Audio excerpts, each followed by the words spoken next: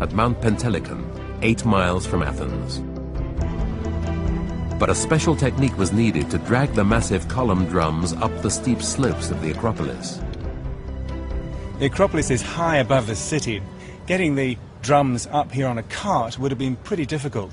So they probably used a system that they'd devised over a century before, where they built a wooden frame around the drum, and then using oxen they could pull the stones up the hill, a bit like a roller.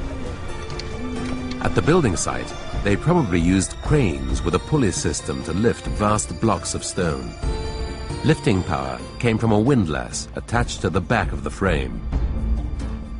Once they got the blocks and stones up here, they had to maneuver them into position with absolute precision. There's a clue here as to how they did that. These are bosses that were used for lifting ropes to carry the stones. They would normally have been cut off, but war broke out before the workers had finished. But the underlying genius of the building lies in the ancient Greeks' understanding of perspective, unsurpassed until the Renaissance. Well, they say that there isn't a straight line on the Parthenon. It's not exactly true, but certainly lines that you'd think should be straight aren't. The architrave along the top, for example, is 2.5 inches higher in the middle than at either side.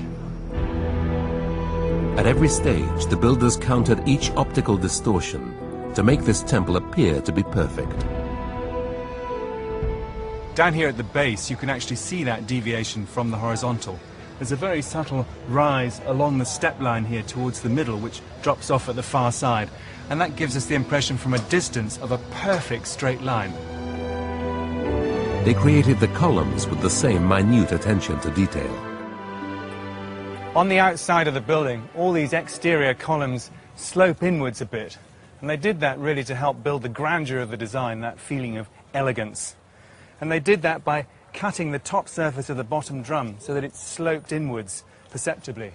Here on the corner, of course, the bottom drum is turned slightly, so the corner column rises up on a diagonal with extraordinary precision right up towards the center of the building.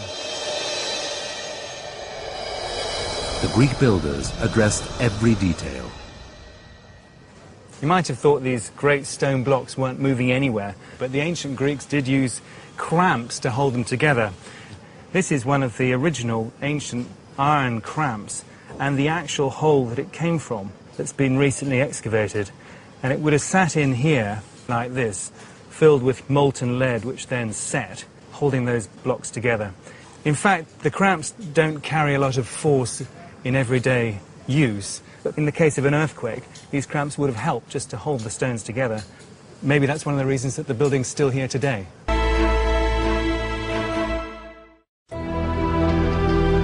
The centerpiece of this enormous building was to be found inside. Here, Phidias designed the most lavish and impressive statue. It depicted the goddess Athena, to whom the building was dedicated.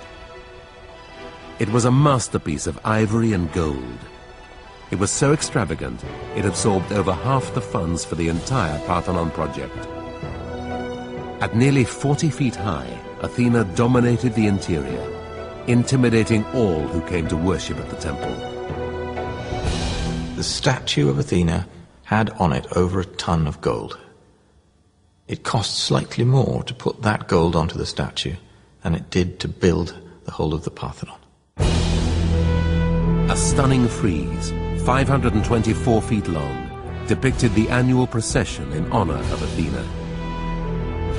The pale marble we see today would have looked very different 2,500 years ago, when it was painted in vivid colors. But the masterpiece was not an immediate success in its time.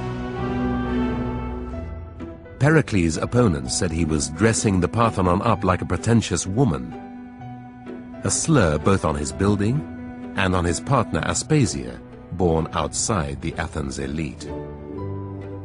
One Greek writer tells us exactly what a pretentious woman did.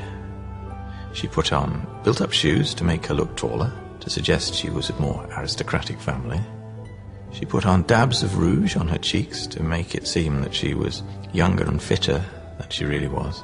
But above all, she plastered her face in powder of white lead, fashionably pale, to look like an aristocrat. And they thought of the pretentiousness of Pericles in using other Greeks' gold to make Athens seem wealthier than she really was.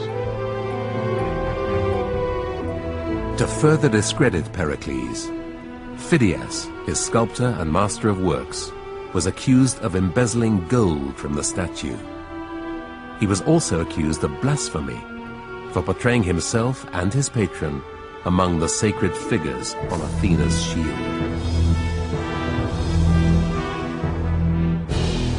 A scandal for a few years in its own time, the Parthenon is now a landmark of architectural excellence for all time. The ravages of war and pollution have taken their toll, but still the temple stands. The Parthenon is a huge statement of a building, what you might call an iconic structure. It's a coming together of understanding of stone and rock and how to use it and work it, and of geometry and shape and form, something that really wasn't achieved again for thousands of years. These 7 wonders of ancient Greece are the legacy of one of the greatest civilizations. They showed mankind the imagination and inventiveness, the courage and conviction to lead architecture into the modern world.